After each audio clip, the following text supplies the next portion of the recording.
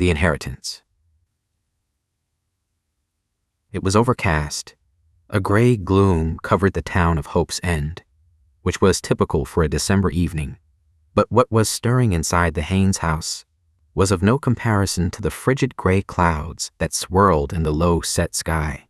5 sisters gathered around a darkened oak dining table, discussing future allotments from their recently deceased mother. All the sisters were alike in basic genetic makeup, but each one possessed a certain and specific characteristic that uniquely labeled them to perfection. The oldest 2, Lib and Lark, were a year apart in age and were equivalent in stature. Strangers would observe them as almost the size of dwarfs, but they were not. They were the most opinionated of the bunch and were superior at objective thinking.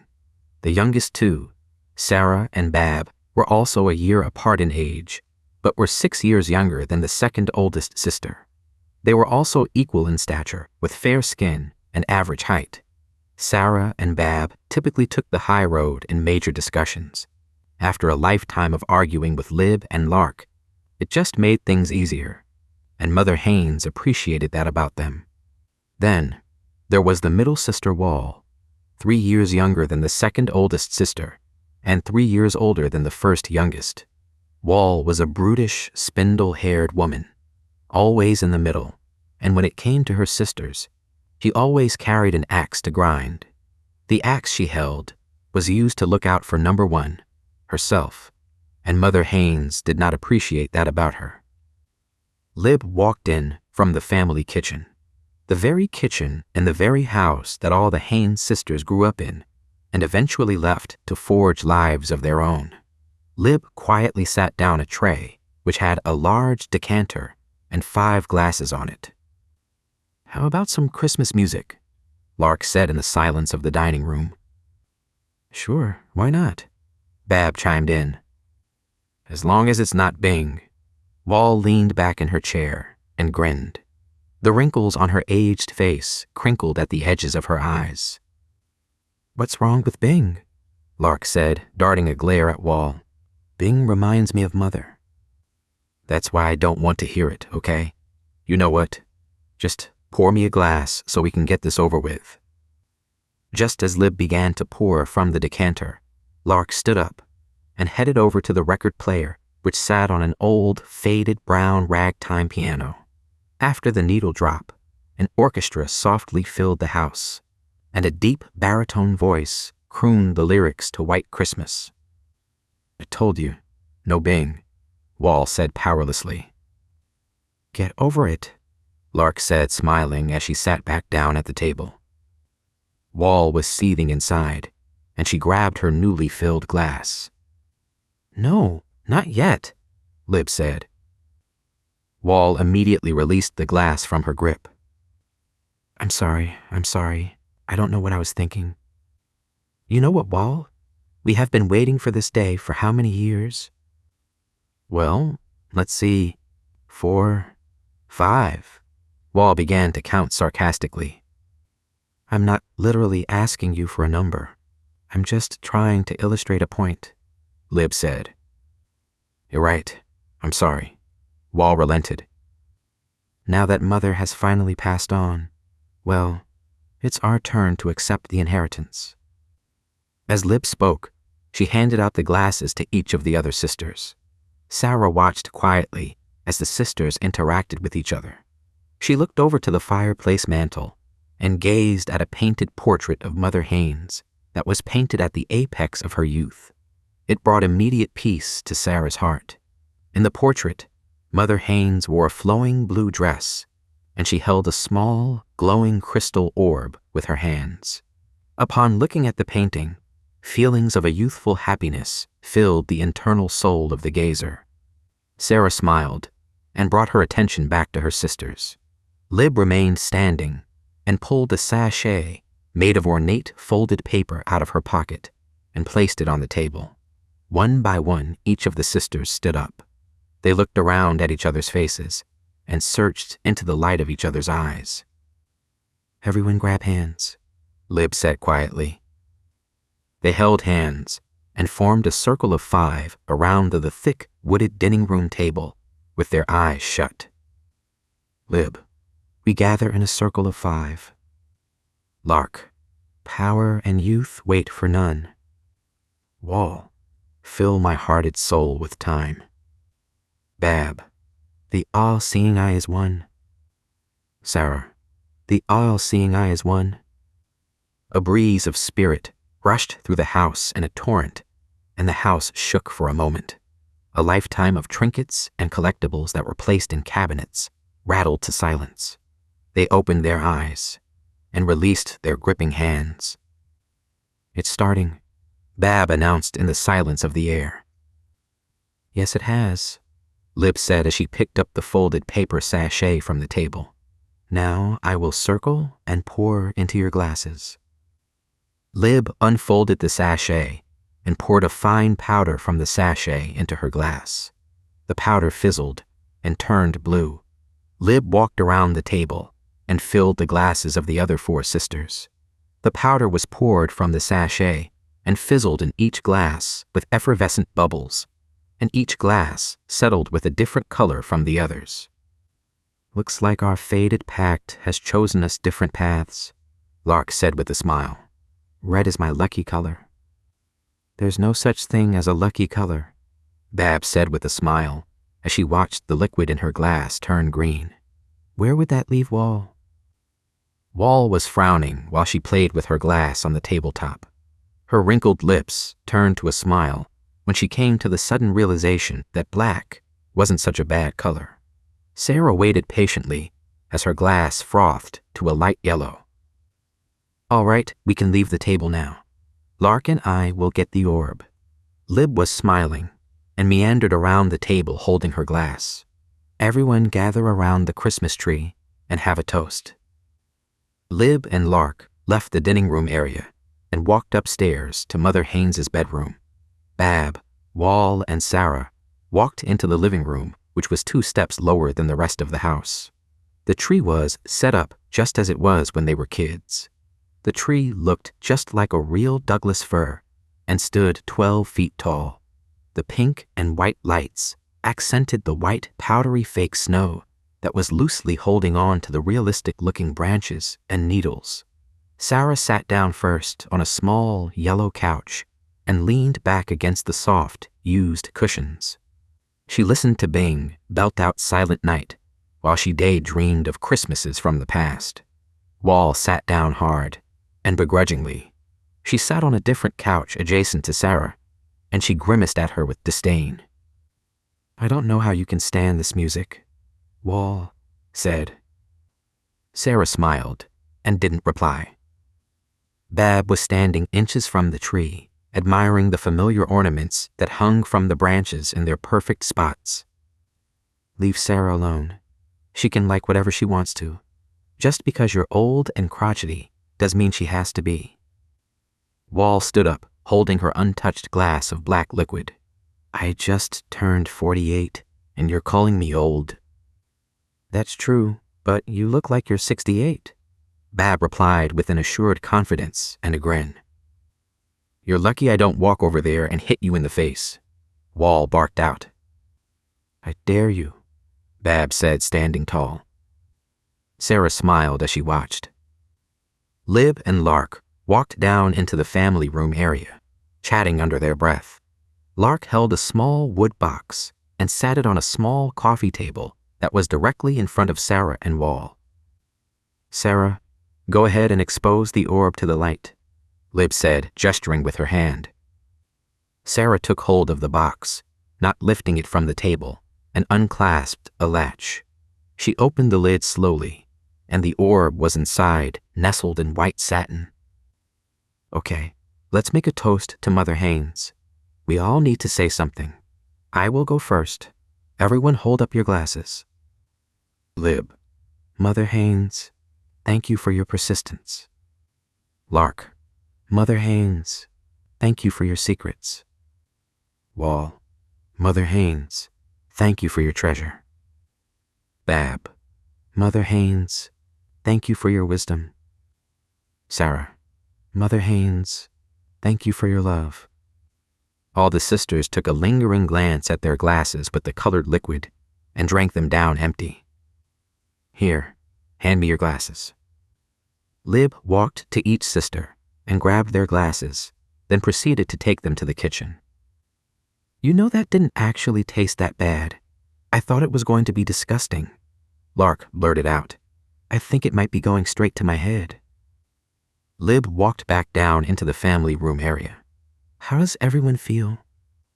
Everyone agreed that they felt good, and they sat down on the couches and chairs. It shouldn't be much longer before it happens, Lib said. We'll just have to be patient. Sarah had the best view from the vantage point of the living room couch. She saw the Christmas tree at the far end of the room, which sat comfortably next to a medium-sized window. To the left of that was the piano and the record player. She admired the dark wood molding that framed the edges of the walls and floors. It was the untouched motif of the house that took her back to childhood. After rustling around the room, Lib finally sat down with the other 4 sisters. I'm liking the bing, she said. Yeah, me too. Reminds me of when we were kids, Lark said with a smile. Wall fidgeted in her chair with an air of impatience. I thought this was going to be fast, she blurted out over the soft playing Christmas record. Relax. Remember what Mother said. I know, Wall whispered.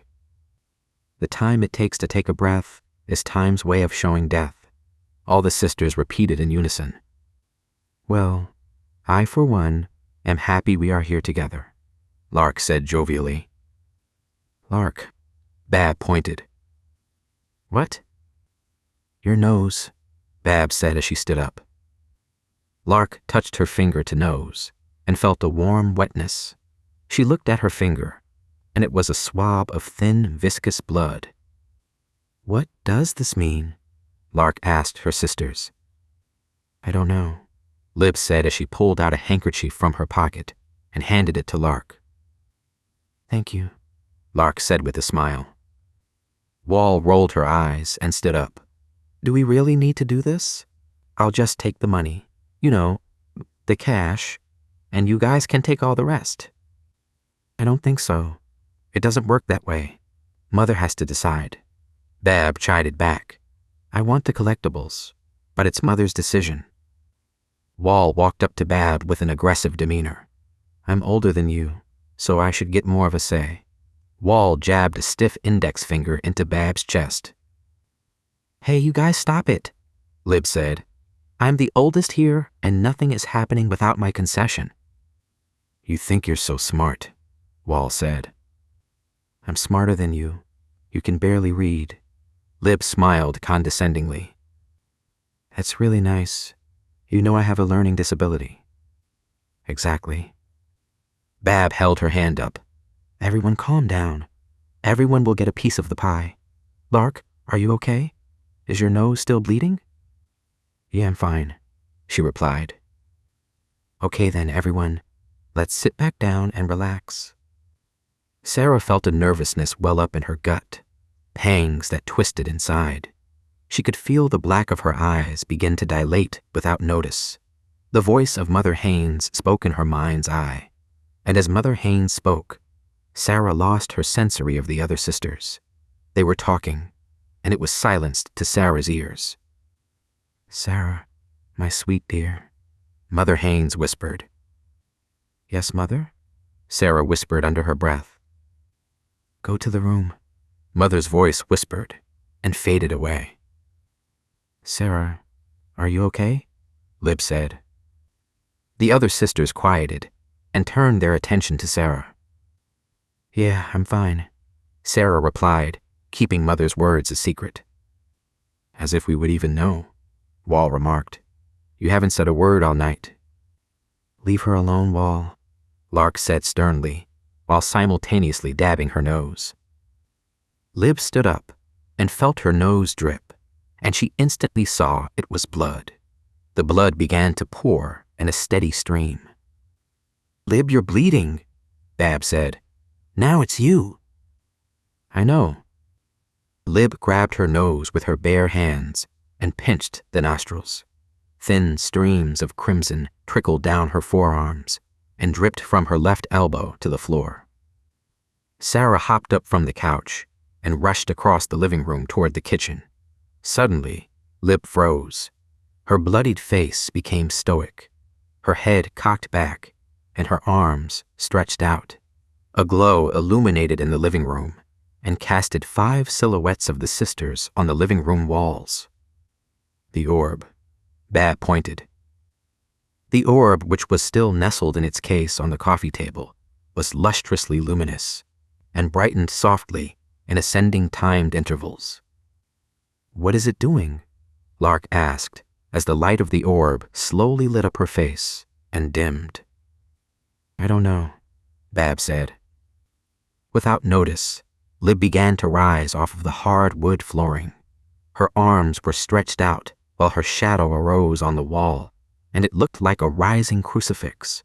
Lib's body jerked violently to the right, then jarred to the left. A painful, disconcerting crack of her bones popped and twisted. The sisters watched and winced in abhorrent shock. Sarah closed her eyes and waited in faithful obedience for fate to turn the page. Wall, on the other hand, had become angrily impatient and yelled out into the open air of the room. "Mother, stop this nonsense and pass out our inheritance," she said. The orb radiated brightly to an apex that blinded all the sisters beside Sarah, whom still had her eyes closed. A bolt of energy blasted from the orb and struck Lib, and she disappeared. The orb powered down. The living room was uproariously quiet, with the exception of Bing singing the last bar of Jingle Bells. "What was that?" Wall asked. "Where is Lib?" Bab was looking around the living room in disbelief. "I don't know. She was the one who would have had the answers." "Is she dead?" Lark said. "Sarah, what do you think?" Sarah opened her eyes and smiled. "I think whatever is in our hearts will decide our fate." "What the hell does that mean?" Wall demanded. Bab interrupted. "Lark, you're the oldest in the circle. What do you think?" Lark looked catatonic and spoke. "I can feel the powder Mother gave us to drink, bringing a stream of thought into my brain. Somehow the drink has exposed our true hidden nature to the orb, and it will decide the inheritance.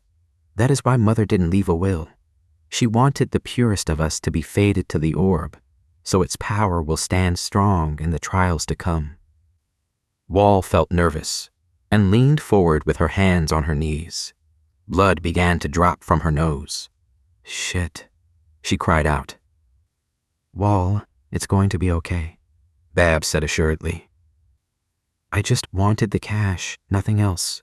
Why couldn't you guys just give it to me?" Wall felt her chest tighten. "I can't breathe," she pleaded. The orb began to flash radiantly, lighting up the living room. A breeze softly swirled through the air, lightly touching the sisters' faces.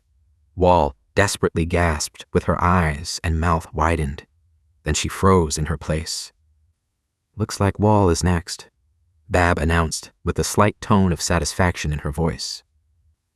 A bolt of electricity fired from the orb, striking Wall, she exploding into a pile of copper pennies. "What's with the pennies?" Bab said. A light breeze began to spin around the living room. The eye of a whirlwind developed on the top of the orb. "Quick, hold hands," Bab said over the rising turbulent wind gust. Sarah, Lark, and Bab held hands around the orb. Their hair was being tousled around while the overbearing buzz of the wind covered their hearing. The ornaments on the Christmas tree were rattling and clanking quietly as the Christmas tree shook. Blood began to drip from Bab's nose, and it pattered around her cheeks and rounded her eyes from the wind. "Bab your nose, it's bleeding," Sarah said. "Say something, Sarah," Bab said as she tried to ignore the blood. Sarah closed her eyes and let her subconscious mind take over. She opened her eyes, and they glowed white. "Mother Haynes, our beloved, we call upon your great spirit to help us. Give us the incantation of power." Sarah felt a jolt rise through her limbs.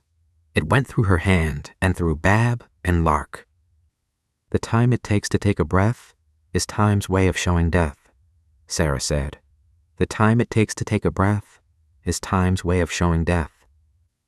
Sarah kept repeating the life motto that Mother Haynes had left them.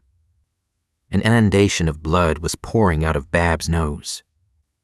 Sarah's voice became deep, and it groveled lowly. Lib was too busy trying to control her surroundings that she lost sight of her humanity. Lib received her inheritance. Sarah paused and continued. Wall was too concerned about wealth and was filled with covetous thoughts.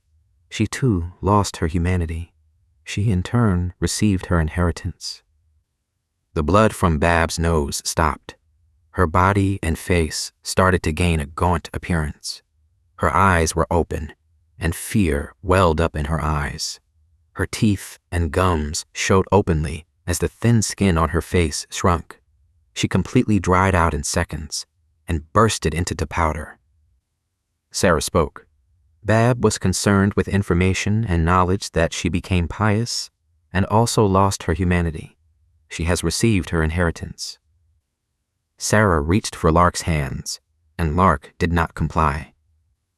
Sarah's brightly lit eyes augmented, and she cried out, "Lark, where did you go wrong?"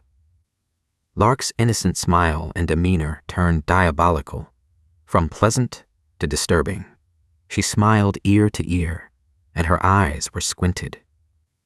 "Mother Haynes is gone, and now that it is just you and me," Lark paused. "Time for me to take my inheritance."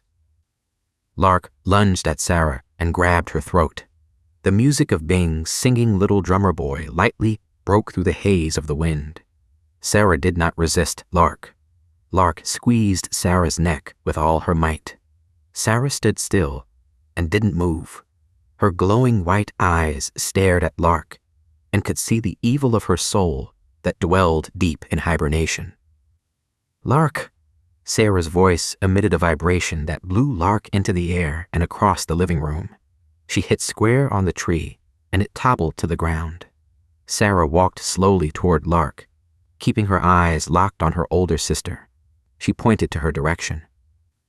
"Lark, you are guilty of being a fraud. You show an appearance of timidity and care, but deep inside, all the lies of a desperate demon awaits to devour. Your heart is black, and your soul is nothing but fakery." Sarah spoke with command. "You are a delicious red apple on the outside, and once a bite is taken, rot and spoil is discovered. You are the worst of us. This is your inheritance." Lark smiled devilishly as her skin morphed to black. Her eyes yellowed, and she cried out in pain. The black of her skin began to crack, and maggots dripped from the decayed flesh as it was exposed. She spontaneously burst into a white flame that vaporized instantly. Sarah's eyes glowed and turned toward the orb. She walked to the coffee table and picked up the orb. A key was nestled in the white satin underneath the orb. Sarah picked the key up and left the living room. She walked in a trance. Just to the right of the kitchen was a short hallway with a door. Sarah stood in front of the door catatonic. "Open the door," Mother Haynes whispered. Sarah lifted her hand with the key and inserted it into the door lock. The door creaked open. A low-lit chandelier hung on the ceiling in the center of the room. The farthest wall was a giant mirror, and a shadowy figure stood in the reflection of the glass. "Sarah," Mother Haynes called out whimsically. Sarah entered the room and walked toward the mirror. She was face to face with Mother Haynes. "Open your eyes," Mother Haynes said. Sarah's eyes turned to their normal color. "What's going on?" Sarah asked. "Mother?" "Yes, it's me, my dear." Sarah reached for the glass. "No, do not touch the glass," Mother said. "Why not?" "You will be brought to the other side," Mother said with an authentic smile. "You were always my favorite, Sarah.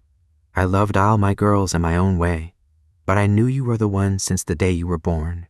You are truly a good person inside, incorruptible, and a true conduit for God. I don't understand, Sarah pleaded. If you're alive, come home. And what about Lib, Lark, Bab, and Wall? They chose their own paths, Mother said. Don't worry, they are in a good place, paying for the sins. Mother Haynes looked at Sarah with a deep love. It is impossible for me to be there with you, my dear. I'm in the past, and you are in the future. As a matter of fact, right now, you are about to get married to Paul. I married Paul 10 years ago, Sarah said quickly. That's right, and I am aware that I have passed on, and you and your sisters were looking for your inheritance. I know you never really cared about material things, and that's why you have received. Received what? Sarah asked. This mirror. I don't understand, Mother. This mirror is a scrying mirror. You can see the future, the past, almost anywhere at any time. This is the last one in existence. You are now going to work for the good of God and for the goodness of mankind using this mirror.